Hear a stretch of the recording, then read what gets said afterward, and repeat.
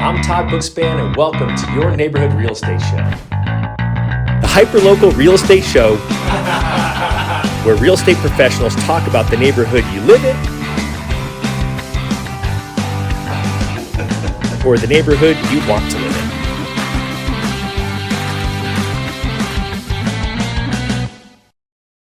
This episode is brought to you by homebuyeruniversity.net, your free comprehensive guide to buying or refinancing your home. Click over to homebuyeruniversity.net to get started online today. Hey everyone, I'm Todd Bookspan, and welcome to another episode of Your Neighborhood Real Estate Show, where I'm joined by Adrianne Lynch, the LynchTeamAZ.com with Real Broker. So super excited. All right, so we just got to throw out the website early on. You know, we don't want people to be able to find you, and so super excited to have you on here because I know that you've got some unique specialties that we'll talk about. But before we do that, just kind of talk about yourself and how you ended up in this wonderful business of real estate. So I have had my license since 2001. All right, so a long time. Long time, full time for 7 years now. Just hit the 7-year mark. So I started out, my husband and I just wanted to buy houses, and then we bought our first one and then decided that we'd keep it as a rental and then bought our next one. So I bought my first house at age 22. Oh, that's awesome. And then over the years, I've lost count how many times we've moved. And that's where about corporate world, and I was doing real estate and working full time. And my husband was finally like, could you pick a job? Which one you want? And I loved both. And I'm like, you know what? It is really fun to help people find a house and build wealth through real estate. So I decided I'm going to go out and become a real estate agent full time. All right. So you got to tell me what you did in the corporate world. So I kind of did a mix. I worked a lot with engineers and software development companies in Tempe and wherever they needed. I did HR, office assistants, executive assistants. If they needed help in a little bit of project management, I'd help wherever they asked. I was kind of one of those that asked in every department because I just wanted to learn everything. And that's where they would just let me bounce around all over the companies. But and then having my personality with a bunch of engineers is fun now because every time I have an engineer client, I just know them. I know their personalities. Exactly how they think. I just worked with them for 15 years. Well, and it says a lot about probably how you approach real estate. If you had all those different roles and you especially the project management piece, I mean, really must help your clients get through a transaction with a little more clarity than most. That part I think we do provide because I am such a checklist person anyways. And so our clients, everyone knows exactly what's happening all the time. It's actually ridiculous that if you have to ask me a question, I'm offended that I missed a step. So we function so much on almost like a project management sheet. So yeah, I think they feel like they have no questions to ask, hopefully. Well, I mean, that's great. I mean, it says a lot. And I always think that, it's just rare that someone says, oh yeah, I want to grow up and be a real estate agent, maybe more so now with HGTV, but I always say that, everyone wants to be like Chip and Joanne, but, but I still think most people got into it as a second career. And it's interesting to hear that you went from part-time to full-time because, oftentimes the part-time people eventually fade away, but you went the other direction, you jumped in. Yeah. Business started when I left kind of the software development, I went into a chamber nonprofit world and started meeting small businesses. And that's where my business started growing when they found out I had another business. They wanted to help me too because they were growing. And then that just spiraled where I was teaching small businesses what to do in their business. And then my husband's like, well, go do it. You know what to do. And I did show up at the kitchen counter at 8 a.m. with my husband, 3 spreadsheets and said, okay, well, this is worst case, best case, and this is extremely well. I'm going to give my notice today. And he was like, go for it. Just if you want to do it, let's see what happens. I love it. What a great story. Yeah. So it was fun. All right. So here we are. We're heading towards the end of 2022 and, the market's a little different, right? Yes. It's not, I caught myself saying crazy the other day, but I don't think crazy is the right word for it. I think we came out of what people would call crazy market, but even that market, I like just to call it a unique market. Yes. And so kind of how do you tell people and describe the market right now? One, because now that I've been through all of it. I even helped when we had the short sales. And then now when they talk, this is more like 2014, 2015. I completely agree that it's, to me, a normal market. And I honestly like it. I think that our last 2 years have been so crazy that when we're trying to help people buy their first home and they're having to make insane decisions in 30 seconds and it doesn't give them time to make sure that they aren't going to end up with a buyer's remorse or, they're just panicked that they have the fear they're going to lose out and they're never going to get a house. So that kind of, for me, was a really hard time. And a lot of our clients, we were really straightforward with them, whether I thought it was, safe for them or not safe. And they trusted us to let them know. And now I think now the fact that we can have buyers actually take the time to look at what they're looking at, they can go out and analyze the numbers, find the right house for them, and be able to buy, and they have more than one house to look at, is amazing. I just took a veteran out and we showed her 11 homes, and that has not happened in 3 years. So to be able to actually even help a veteran, where before we were fighting or walking through a house and I see something about a veteran, I'm like, okay, we got an in. We're just going to try to pull their heartstrings that they're a vet. You're going to give a vet a chance. So I have no issues with this market. I don't think it's crazy. I really think it's becoming normal and is really good for both sides.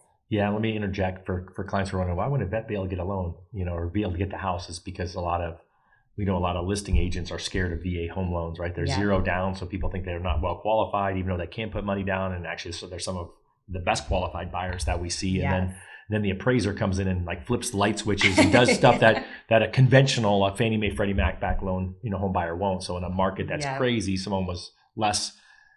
They were resistant to want to take their offer because they were worried that that a repair might be requested that they wouldn't be otherwise requested with other types of loans. Right. And I think we at the time had so many new agents, they weren't even familiar with a VA loan. They just hear the horror stories and they're afraid of it. And I'm such an advocate for veterans. Just one, my husband's a veteran, but also it's the most amazing loan for people. And that's where, if they can get the loan for being a vet, I'm always an advocate of them doing that. So. Oh yeah, it's a great loan. Saves them money. They served our country. They deserve it. And the company that my team operates, Fairway, is the number 4 VA lender in the country. So it's something that the company's an advocate of too. So I love hearing that. It's always good when we have an opportunity to point something like that out. So so really buyers have a better opportunity now for sure than they've had in the last 2 years. I feel absolutely. I mean, the things we hear from buyers are they're afraid of the rate, they're afraid of their payment. But I think the difference right now is that sellers are giving concessions.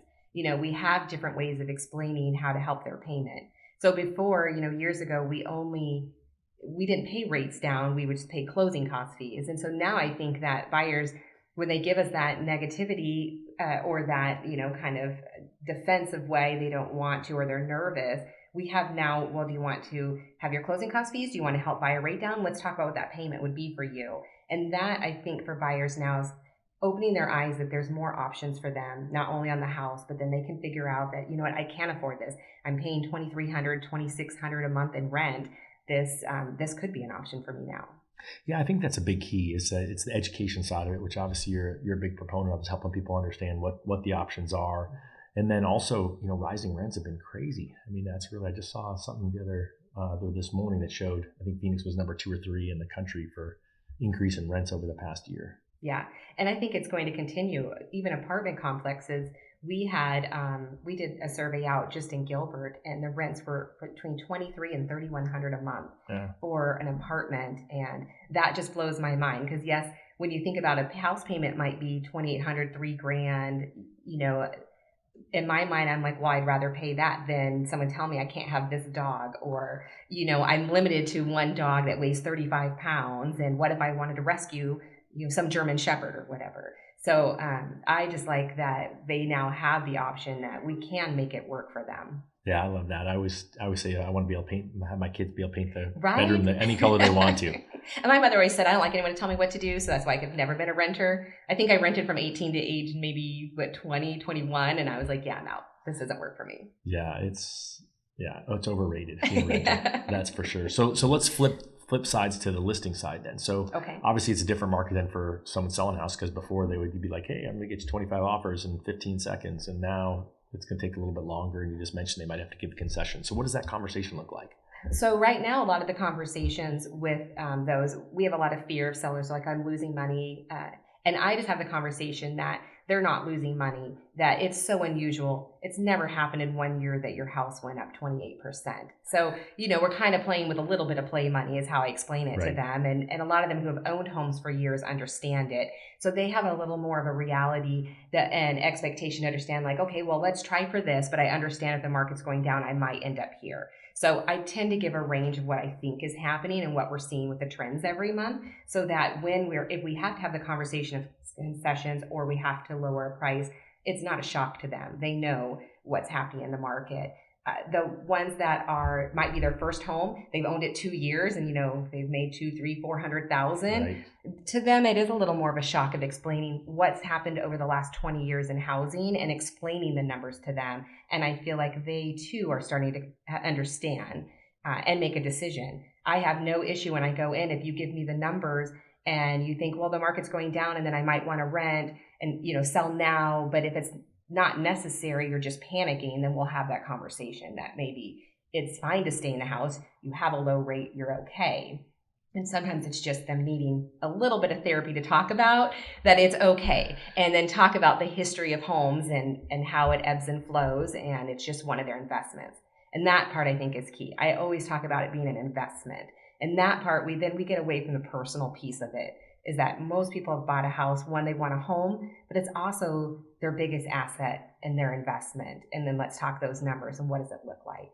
So. Yeah, I think that's so important. I think people just don't realize that, it's such an emotional thing, and the financial piece of it can be amazing. And I would just say last year, if you bought 2 years ago, you won the lottery for, the housing lottery, living here in Phoenix and, in the metropolitan area and having the increases that we've had. And it's all play money till you sell, right? It's no different than, you buy stock in Apple and it goes up to 500 and it was worth a lot, and then it goes to 450, and you're still making a ton of money if you bought it for 100. Yeah. And not overthinking the fact that there's a few bucks less you might get. Yeah, I completely agree. I compare it to stock too all the time, because most people do invest in stock, so they get it and just flipping their mind to think their house is that type of an investment too.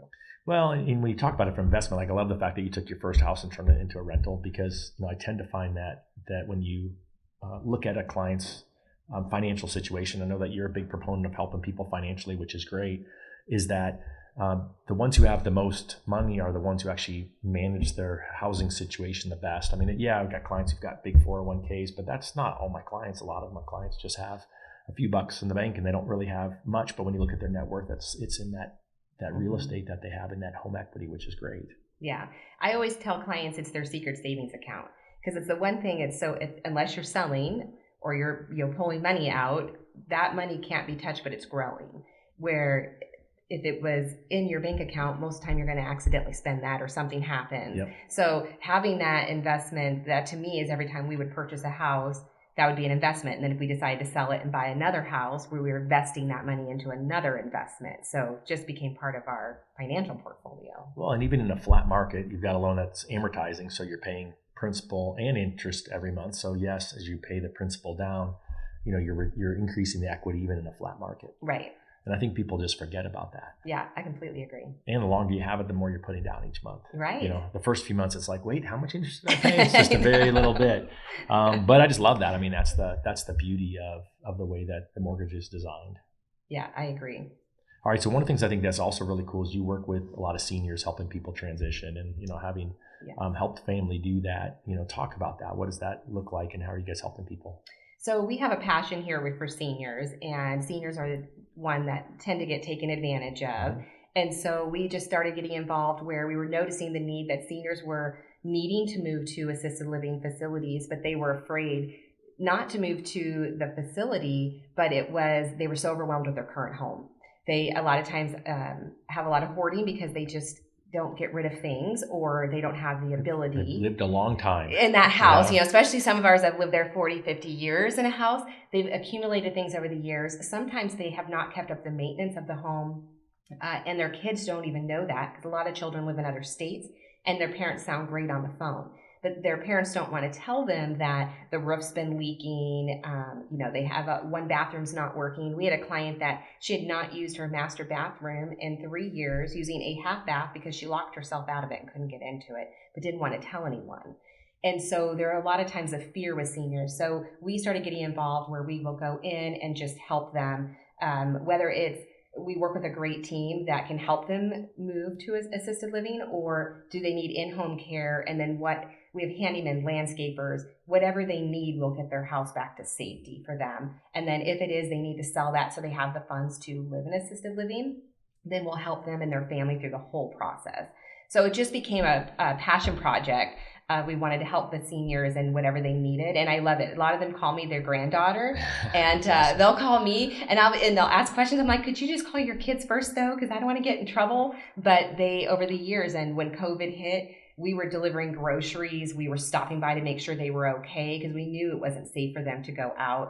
If we had clients, we had sold their home and they lived in assisted livings and we know their family wasn't around, then we were making those phone calls to check on them. Or if they'd allow us in, we'd go and check on them and make sure they were okay. And they've just all become like extra grandparents, and I just love helping them. That's so awesome. I agree. It's a group that gets taken advantage of. And, unfortunately, you're right. When kids are out of state, it's not they don't love and don't care. They're just busy.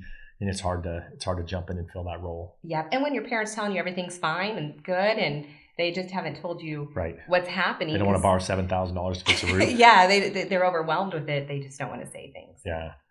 So I'm glad that we're able to do that and that we've created an entire team that our senior side is certified and we trust every person we allow in their houses. So talk about the conversation you have to have. It could be a senior who's a hoarder, or it could be to someone else who's got personal stuff in their home. I mean, right now you've got to have a house look really good to be able to list it. So how do you have that conversation with, hey, we got to get rid of this stuff. We got to maybe depersonalize it a little bit. What is most people know my personality, and I just come and tell you 100% the truth. Yeah. So I don't sugarcoat any of it for them. So we'll show up, I'll walk through a house with them, and afterwards we'll go through each room. I'll tell them what I'm recommending, and then I will, if it's that they need painting, flooring, something's off that I know we're going to take a hit in this market, then I will have our crews come out and give them quotes, and then I let them make a decision. And whatever decision they make, then we'll talk over the numbers of where I think it will be, fixing it, not fixing it. And everyone knows I love totes and everything's in a garage. So they all know that I will help. And if they have problems, we have people who can help them pack everything up. If it just overwhelms them, then we have a company too that will come and help them put it all together and put it in a garage for them. So we'll see all those black with yellow lids from Costco totes. Is that what we're going to be seeing? Yeah. Well, and sometimes I don't want to say I guilt them, but a lot of times I'm like, oh, you know what? If there's like 1,000 toys, I'll be like, you know what? I work with a foster organization. All these toys could be donated. We'd love to have this. So if you want to put those in totes, I'll come take that for you. Or they have a bunch of clothes, purses. I work with a group for single moms, and I'll be like, give me all of that stuff and I'm going to donate that for you. I'll get you a donation slip. And then at least it's not overwhelming too, because now they think they're helping someone. Yeah, that's awesome. So it's kind of a mix where I just threw that I need you to do all these things, but you're going to be giving that to someone and helping someone. So then they tend to not feel overwhelmed because now I've just given them a project. I just love that because I feel like people, it's their home, and I never want to hear someone feel like they had to do something that they didn't want to do, but you're also giving them the advice that they need. If they really want to sell their home and sell it in a reasonable time frame, then they've just got to unclutter it. Yes. And I think that's a disservice when we list a house and we don't tell them, and then they start seeing the feedback, they feel offended. And that if a client is offended, I feel like I didn't do my job because I should have given them a heads up. Yeah. Like, hey, we're most likely this paint color, we might get a hit on that. Or this, having all this here, they might think the room looks small. Those type of things that, one, I don't want them to feel offended when they see it. And two, like when agents ask us for feedback, most of that feedback is because they couldn't tell their client themselves what the problem was. They want us to do that. Where I'd rather go and tell you up front. So when you see the feedback, you'd be like, oh, she was correct. Okay, well, maybe we should fix that if they chose not to. If they chose not to, it reinforces the advice that you gave. But at the same time, I do think, I never thought about that some realtors are chicken and they don't want to tell them that. They always want the feedback. Yeah. And if you, on the phone, if you say something to them, you're like, hey, well, it smells like cigarette smoke.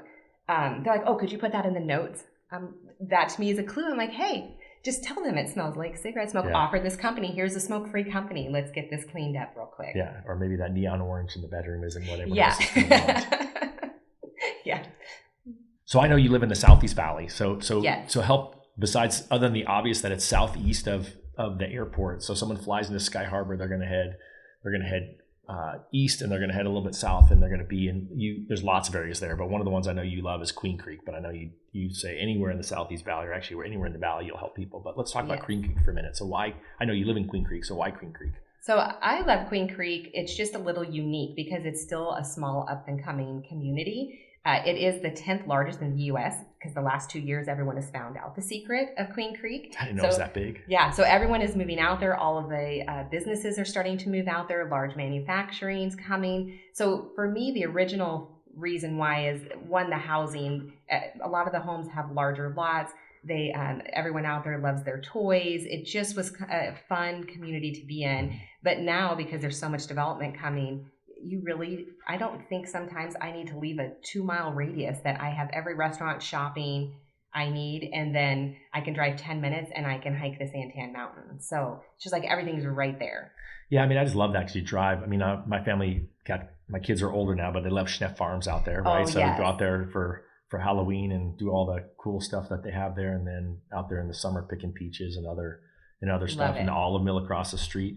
But that's kind of more. There's less houses around there right now. I mean, I know they're coming in, but there's, I mean, great up and coming communities. You mentioned Barney Farms before when we were talking, and that's one that I'm really familiar with. Yes, Barney Farms. The reason I like that one that's coming, they're already in the development, is just because they're trying to make it's for families, and they have lakes, rec centers, biking trails, hiking trails. So it's just kind of that fun atmosphere where you can have your kids go roam around and go to lake and fish. They're even going to allow it where you could paddleboard. So just fun, all in one community that you literally stay there all day and the weekend and have plenty of entertainment. Well, yeah, I think it's, when everyone says master planned, right? I mean, they really have thought out everything. They really want to make it somewhere that you can bring your family, or you can, be retired and do all the activities that you want to do. Yeah, and I think it makes a difference when you have small children. We lived, my boys, we raised them mainly in Power Ranch in Gilbert, which was a master plan community, and lakes and trails, and I think 30 different parks. And so it was fun when they were younger, because you could just go to, every weekend you could pick a different park, and they thought they were going somewhere different, and you were still in the neighborhood. Exactly. Let's go on vacation over here. Yeah, you're like, hey, we're going to go over to this neighborhood. And it just had so many opportunities. And that's why when Barney Farms master plan came, I was excited, because it reminded me of when my kids were little, how much fun we had with them in our community. I won't admit it on the radio or on the podcast, but I haven't actually been out there. But my team is a preferred lender for Fulton Homes, one of the big builders out there. So we got a lot of clients buying out there. So it just tells me I'm going to have to commit to drive out there. Yes, the 24 is open now, so you can go straight through. Yeah, see, look at that. And I think it has become a lot easier for everyone to get out there too. I think I didn't even think about that, but that's a big thing. Yeah, freeway access now. And then we have the Bell Bank Park now there, where they are sold out, I want to say, for 3 to 5 years of events for sports. It's all the club events and sports, and that park is just thriving out there in Queen Creek. Oh, I think it's awesome. And I know that Chrisman Heights is a different area too that's kind of unique that you're familiar with. Yeah, I love Chrisman Heights. It's a pocket. It's been there for years in Queen Creek, but they are mainly basement homes. And it's so unique in Arizona. So I'm an Arizona native. We live more on land. And everyone always asks when they come here, why don't you have basements? Right. Which they always say it's our dirt. I'm not a contractor, so I don't know. But they always say the dirt's too hard. But when my boys were in 16, 17, a 2-story in Power Ranch, they were very loud. And we were renovating a flip in Chrisman. And I just loved the basements. They were just such a cool massive homes, massive land, but so much space. And when I learned the entire neighborhood was that, it just became one of our favorite neighborhoods. And the basement's got to be a little bit cooler, right? No? They do. They stay cool. I want to say, I don't know if our air rarely goes off in that basement home. It stays like 73 degrees all the time. And they probably use the heater in the winter more than anything. And now my mother says my kids will never move out because they have an entire full basement apartment pretty much, because they are full-size basement. Might as well hang out, right? Yeah. Unless mom and dad want me to kick me to the curb. Yep.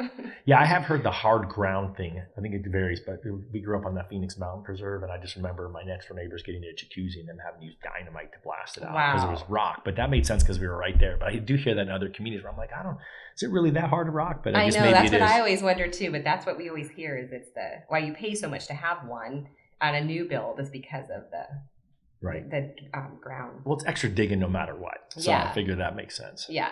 But I don't know. I'll do research on that. That'll be a future show. You'll be like, we'll talk about why basement homes. Exactly. But I am an advocate for basement homes here. That they definitely do keep your electricity bill down. Well, it just seems to me that it's great use of space. A lot's a lot, and then you can either go up or you can go down. You might as well do both. Yeah, and the older I get, I'm so thankful to not have to walk upstairs anymore. Oh, come on, don't play the old card.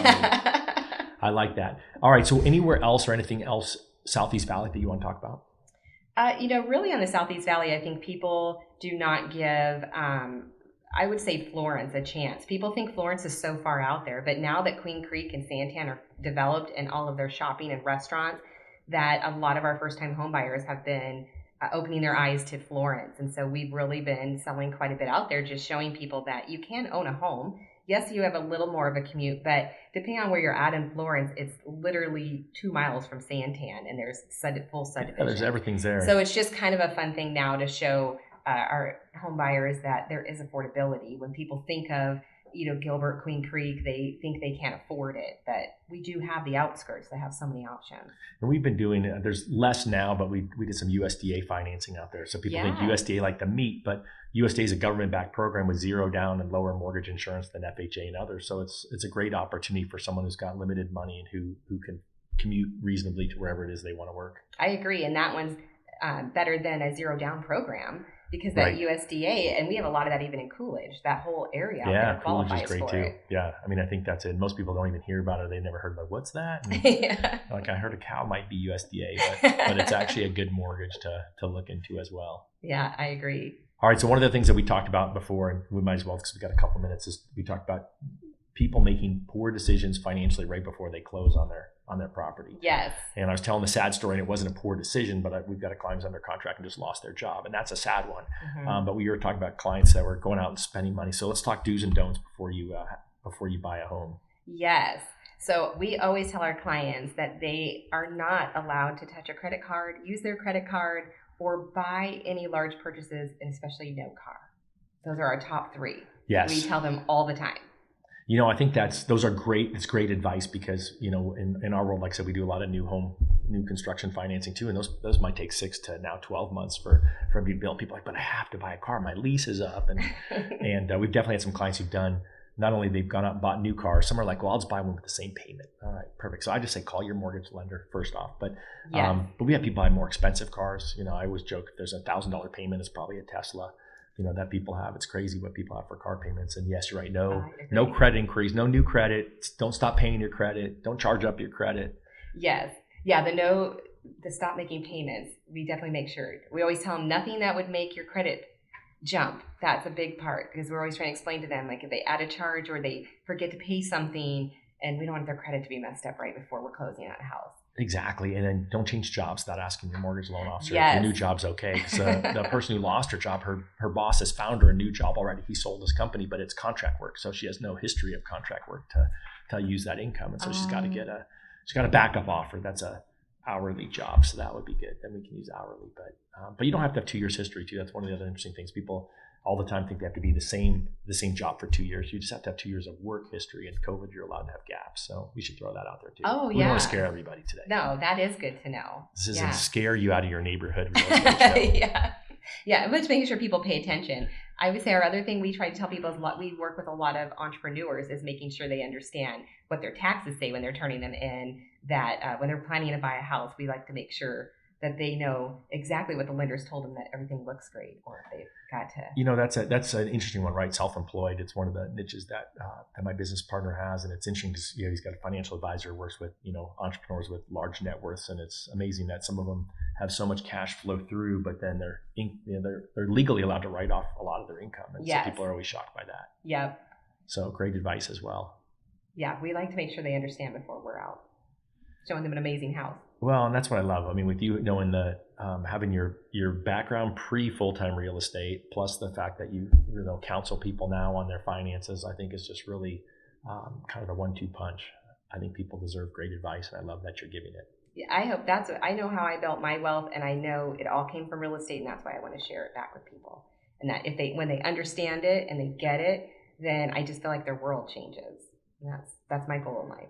All right. I think that's a perfect way to end. So anyone who's looking to buy a home, Adrianne Lynch team, and it's thelynchteamaz.com. So let's get people out there connected, and appreciate you being a guest on our show. Perfect. Thank you. This episode is brought to you by homebuyeruniversity.net, your free comprehensive guide to buying or refinancing your home. Click over to homebuyeruniversity.net to get started online today.